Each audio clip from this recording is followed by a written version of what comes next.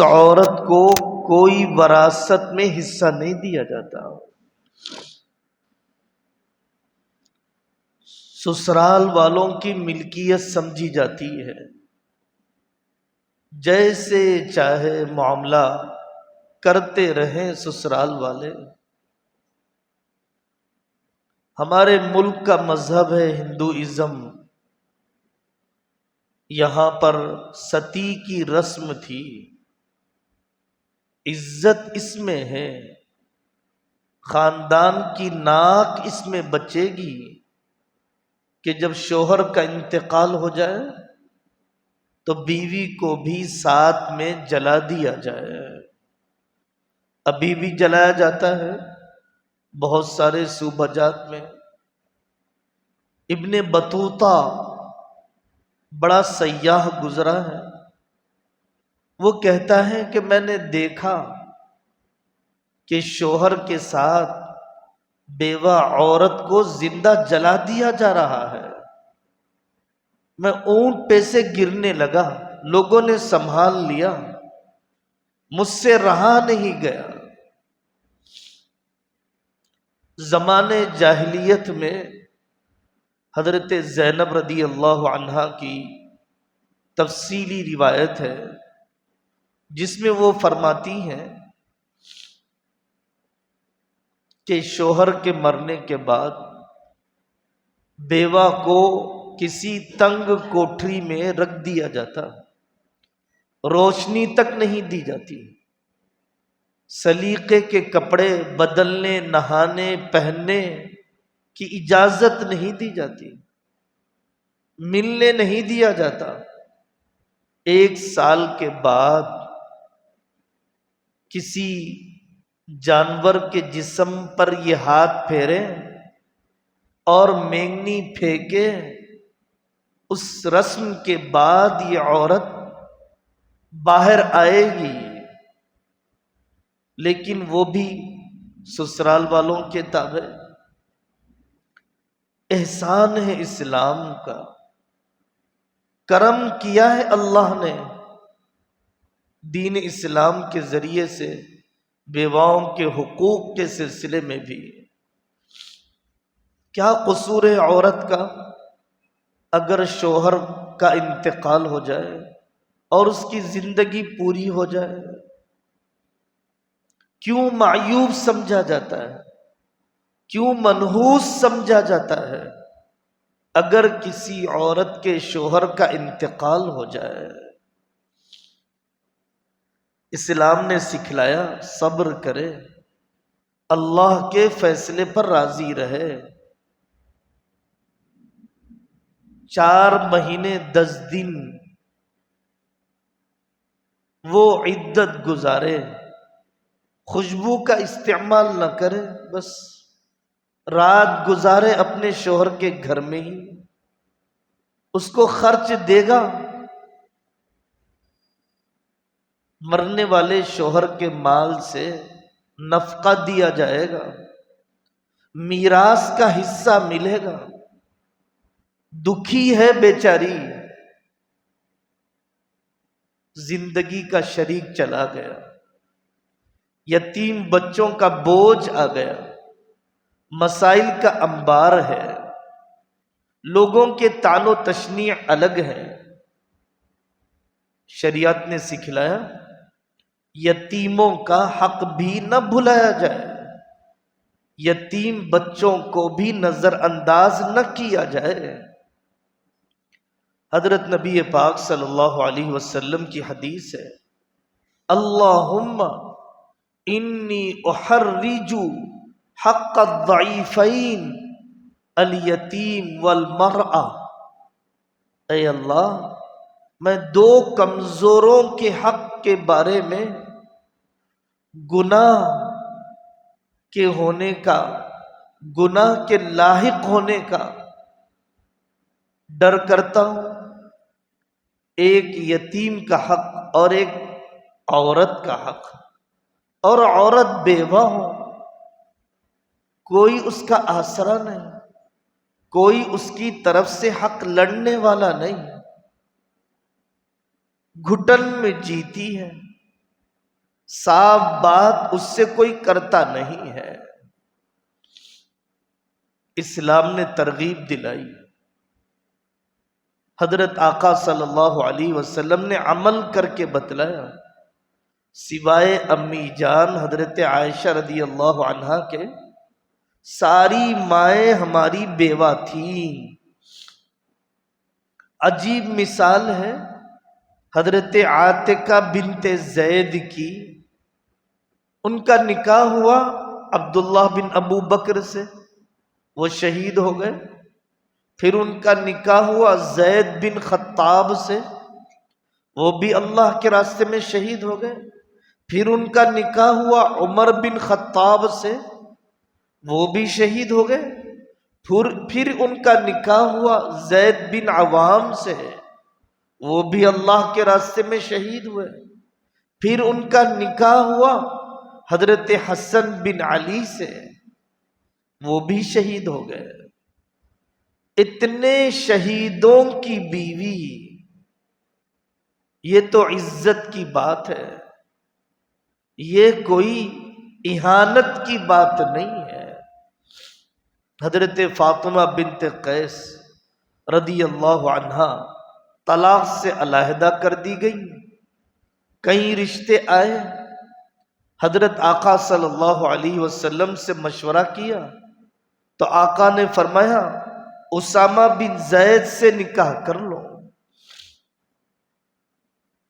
فضیلت بتائی گئی بیواؤں کی خدمت، یتیموں کی خدمت، کتنا بڑا اکرام ہے، ثواب کا عمل ہے، آخرت بنے گی۔ کمزور جہاں پر ہے اللہ کی مدد آئے گی۔ حضرت آقا صلی اللہ علیہ وسلم نے فرمایا الساعی علی الارملۃ والمسکین کالمجاہد فی سبیل اللہ او کالذی یصوم النہار ویقوم اللیل۔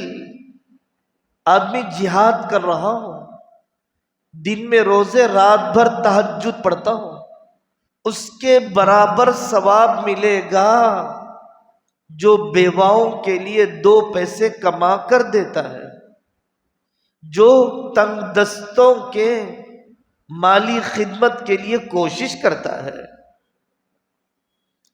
ہمارے معاشرے میں بچی کے پہلے نکاح ہونے تک بڑے جتن کرتے ہیں، دولتیں لٹاتے ہیں، 1200 آدمی کا کھانا، 5 لاکھ کا سونا، 3 لاکھ کا جہیز، پورے ارمان کریں گے۔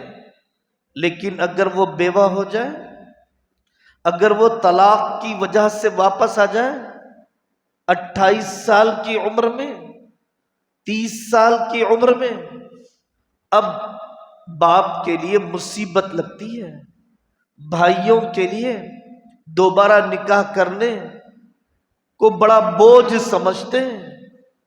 حضرت آقا صلی اللہ علیہ وسلم نے فرمایا الا ادلک علی اعظم صدقتی، کیا میں تمہیں بتاؤں سب سے بہترین صدقہ کیا ہے؟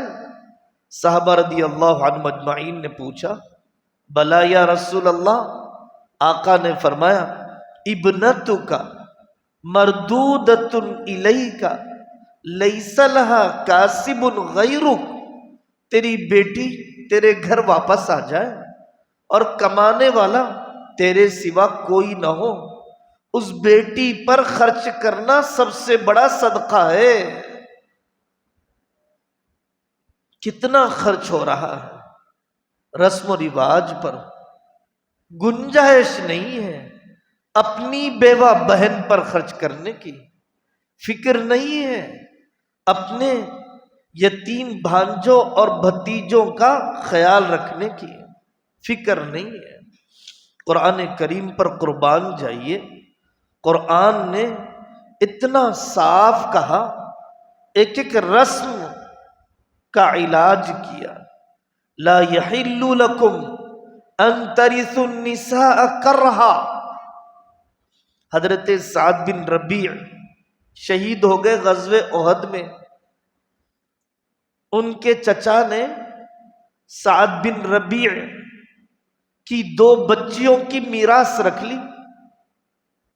ایسے ظالم بھی ہوتے ہیں اس زمانے میں، تایا بن کر، چچا بن کر خیانت کرنے والے، مشورہ ہی نہیں کرتے، پوچھتے ہی نہیں، لکھت پڑھت کرتے نہیں۔ اچھے جذبے والے بھی ہوتے ہیں لیکن مسائل، ملکیتوں، معاملات کی ٹرانسپیرنسی کے بغیر۔ تو سعد بن ربیع کی بیوہ نے آ کر نبی پاک صلی اللہ علیہ وسلم سے شکایت کی، یا رسول اللہ میرے شوہر تو عہد میں شہید ہو گئے اور میرے دیور نے سارا مال رکھ لیا۔ تو قرآن کی آیت اتر گئی۔ اسی طریقے سے پہلے زمانے میں طلاق والی عورت کے سرپرست یا پہلے والا شوہر اس کا نکاح ہونے نہیں دیتا، رکاوٹیں کھڑی کر دیتے ہیں، لوگ بدنام کر دیتے ہیں بازار میں۔ قرآن نے کہا فَلَا تَعْضُلُوهُنَّ أَن يَنكِحْنَ أَزْوَاجَهُنَّ، کوئی نہ روکے اس عورت کو نکاح کرنے سے، کوئی نہ روکے۔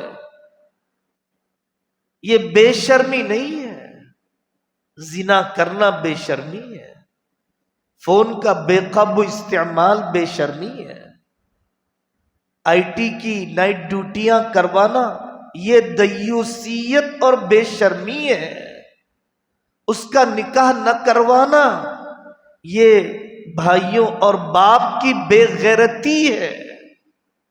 آپ لڑکی پر الزام نہ رکھیے، لٹکا کر رکھا ہے مہینوں سے، سالوں سے۔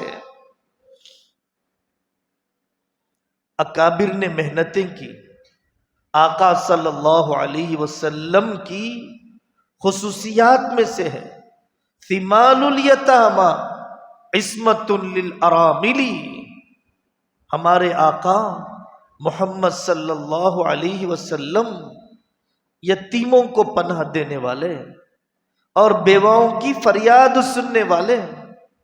آ جاتی جب کوئی بیوہ، آپ شرم اور جھجک محسوس نہیں کرتے، سڑک پر رک جاتے اس کی ضرورت پوری کرنے کے لیے۔ وَلَا يَأْنَفُ أَن يَمْشِيَ مَعَ الْأَرْمِلَةِ وَالْمِسْكِينِ فَيَقْضِيَ لَهُ الْحَاجَةَ، کوئی شرم نہیں۔ یہ درد ہونا چاہیے، یہ درد ہونا چاہیے۔ اکابر نے محنتیں کی۔ تاریخ میں اس کا ایک باب ہے، بیوہ عورتوں نے کیسے عظیم انسانوں کو پیدا کیا، امہات ربینا عظما، اور کئی کتابیں ہیں۔ مائیں بیوہ تھی، بچے یتیم تھے، پست ہمت نہیں ہو گئی، کاہل نہیں بن گئی، بھیک نہیں مانگا، دنیا کا انتظار نہیں کیا، اللہ سے لو لگایا، فیصلے کروا لیا اللہ سے۔ ہمارے آقا محمد الرسول اللہ صلی اللہ علیہ وسلم یتیم تھے، امام ابو حنیفہ، شافعی، مالک، احمد بن حنبل یتیم تھے، ابن حجر یتیم تھے، نظام الدین اولیاء رحمت اللہ علیہ یتیم تھے، قاضی مجاہد الاسلام صاحب یتیم تھے، ہمارے علی میاں ندوی رحمت اللہ علیہ یتیم تھے، محمد علی جوہر رحمت اللہ علیہ کے والد کا انتقال ہو گیا۔ تو پست ہمت نہ ہو،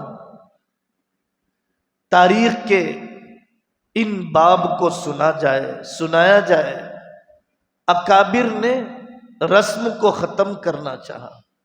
سید اسماعیل شہید رحمت اللہ علیہ، سید احمد شہید رحمت اللہ علیہ کتابیں لکھی، انہوں نے بیوگان کے نکاحوں سے متعلق نکاح کروا کے بتلایا اپنی بیوہ بہنوں کا بڑھاپے میں۔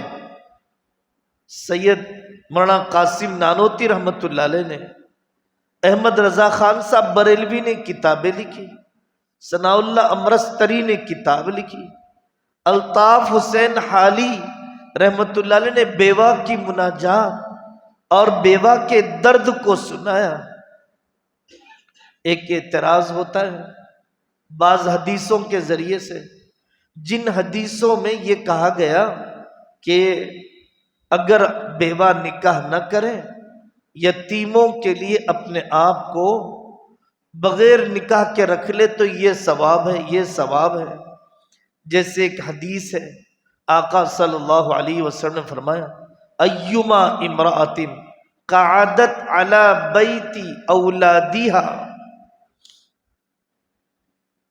اگر کوئی عورت اپنے بچوں کے لیے بیٹھ جائے، نکاح نہ کرے، ان یتیموں کی پرورش کے غم میں، فہی معی فی الجنت، وہ میرے ساتھ جنت میں رہے گی۔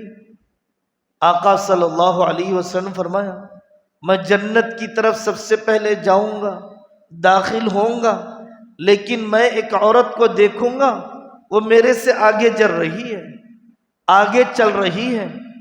آقا صلی اللہ علیہ وسلم پوچھیں گے کون ہو تم؟ تو وہ خاتون کہے گی انا امرأۃ قعدت علی ایتام لی، میں اپنے یتیم بچوں کی پرورش میں بچی کچی عمر کو میں نے کھپا دیا۔ یہ روایتیں ہیں اور بھی ہیں۔ حضرت اسماء رضی اللہ عنہا سے حضرت ابو بکر نے فرمایا، غالباً حضرت ام درداء سے بھی ابو درداء نے کہا، لیکن دوسری طرف وَأَنْكِحُوا الْأَيَامَ مِنْكُمْ، دوسری طرف آقا صلی اللہ علیہ وسلم نے فرمایا مسکین مسکین رجل لیس لہ زوجہ، وہ بڑا فقیر ہے پیسے کے باوجود، جس کے پاس بیوی نہ ہو، بڑی بھکارن ہے وہ عورت جو دولت کے باوجود جس کے پاس شوہر نہ ہو۔ آپ نے ترغیب دلائی، آپ نے ترغیب دلائی نکاح کرنے پر۔ قرآن نے بھی کہا، ایک اور روایت ہے انا وامرأۃ صعفاء الخدین کہاتین یوم القیامت، وہ عورت امرأۃ آمت من زوجہا ذات منصب و جمال حبست نفسها علی یتاماها حتی بانوا او ماتوا، بچوں کے بڑے ہونے تک، مرنے تک پرورش میں اپنی عمر کو بتا دیا تو وہ میرے قریب رہے گی قیامت کے دن۔ لیکن یہ ہر حالت میں نہیں ہے، فتنوں کا دور ہے، کوشش ہونا چاہیے۔ عورتیں حیا کے خلاف سمجھتی ہیں، اپنے نکاح کے تقاضے کو رکھنا، علماء کے پاس جائیے، کھل کر کونسلنگ کروائیے، یتیموں کے میراث کے حصے کو بھی علیحدہ کر دیجیے۔ آنے والے نئے بہنوئی اور نئے شوہر کے ساتھ مالیاتی باریکیوں کو بھی صاف کر لیجیے کہ یہ نواسے یا پوتے کہاں پر رہیں گے، ان کے مشورے کس سے متعلق رہیں گے، نکاح کرنے والا کتنے اخراجات کا بوجھ اٹھائے گا، وضاحت کر لیجیے۔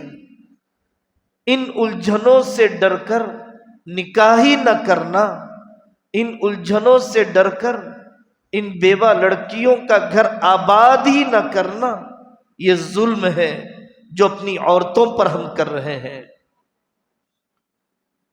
23 جون کو 23 کو دنیا بھر کے اندر بیواؤں کا دن منایا جاتا ہے، ویڈوز ڈے منایا جاتا ہے۔ ایک آدمی نے اپنی بیوہ ماں کو ترس کھاتے ہوئے دیکھا، پیستے ہوئے دیکھا، دبتے ہوئے دیکھا، معاشرے کا ستم اٹھاتے ہوئے دیکھا۔ اس نے اقوام متحدہ UN وغیرہ تک بات کو پہنچایا تو اور اس کے بعد یہ دن پوری دنیا کے لیے پاس ہو گیا۔ حضرت رسول اللہ صلی اللہ علیہ وسلم نے کتنی وضاحت کے ساتھ حقوق بتلائے ہیں ان لوگوں کے۔ اللہ تبارک و تعالی روزی کی تنگی کو ختم کر دے گا۔ ان یکونوا فقراء یغنیہم اللہ من فضلہ، ناپاک جذبے، گندی تمنائیں دل میں پالنے کے بجائے پاکیزہ زندگی، حلال مسائل، مسائل تو نکاح کے بعد بھی ہیں، مسائل نکاح سے پہلے بھی ہیں، لیکن جب اس بیوہ کا نکاح نہ ہو تو وہ جو مسائل ہوتے ہیں وہ کوئی زیادہ حلال نہیں ہو سکتے، لیکن نکاح کے بعد جو مسائل ہیں وہ حلال مسائل ہیں، جتن تو کرنا پڑے گا۔ مسائل کے بغیر دنیا کہاں، ہم جنت میں نہیں رہ رہے۔ جن لڑکیوں کا پہلا نکاح ہوتا ہے، پہلا شوہر ہوتا ہے، وہاں پر بھی سسرال کے مسائل، مزاجوں کے انبن کے مسائل، دیورانی جٹھانی کے مسائل، غربت اور دولت کے مسائل، مسائل تو ہر جگہ ہیں۔ شریعت کا حکم اصل ہے، ہمیں حالات کو دیکھ کر نہیں، احکامات کو دیکھ کر چلنا چاہیے، ہمیں اپنی طبیعت پر نہیں، ہمیں شریعت پر چلنا چاہیے۔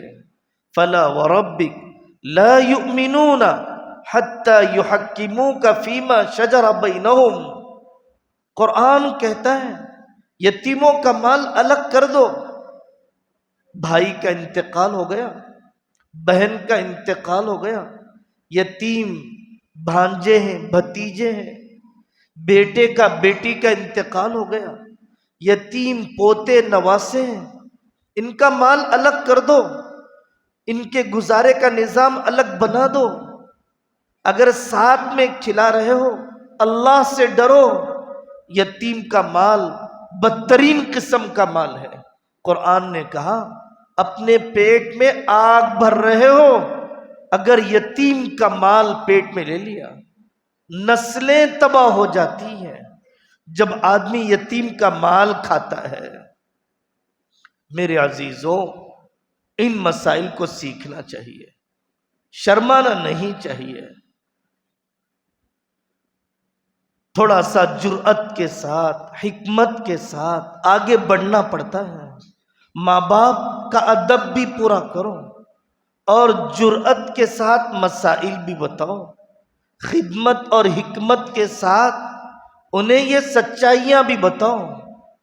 سماج کا دباؤ ہوتا ہے، پرانے دماغ کا دباؤ ہوتا ہے، ایسی باتیں کرنے، ایسی باتیں سننے سے لوگ جھجک کرتے ہیں۔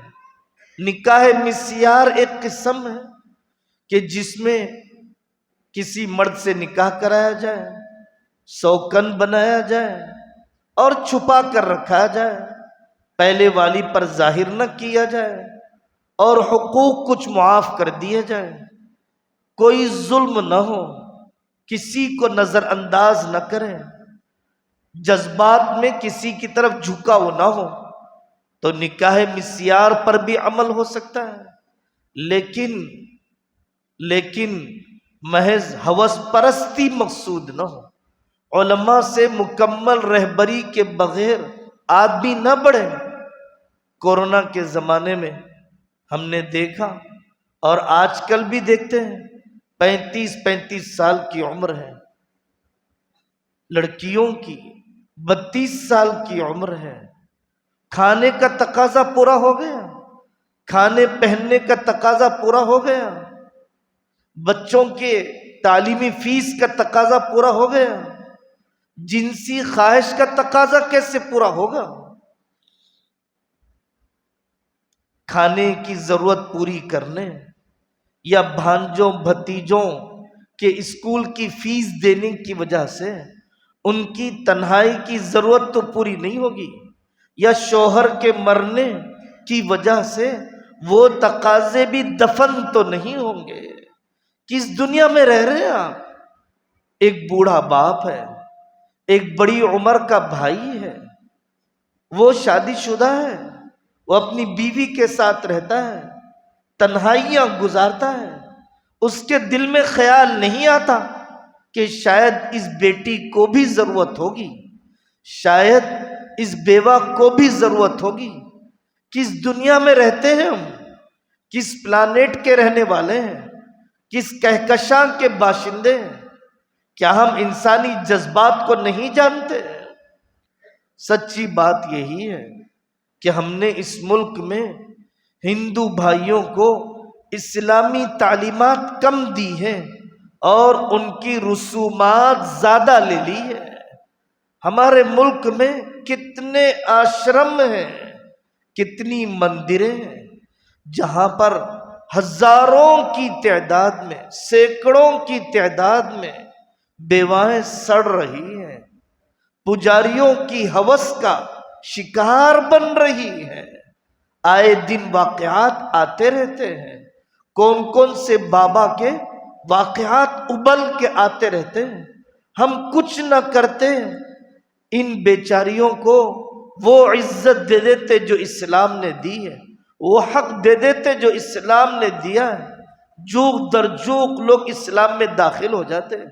صحیح کتاب لکھی ہے بعض علماء نے، الاسلام بین جہل ابنائہ وعز علمائہ، اسلام اپنے نادان ماننے والوں اور اپنے کمزور رہبری کرنے والوں کے درمیان، مسلمان صحیح اسلام کی نمائندگی نہیں کرتا، ورنہ ایک ایک حکم شریعت میں اتنی کشش ہے کہ دوسری قومیں اسلام میں داخل ہو جائے۔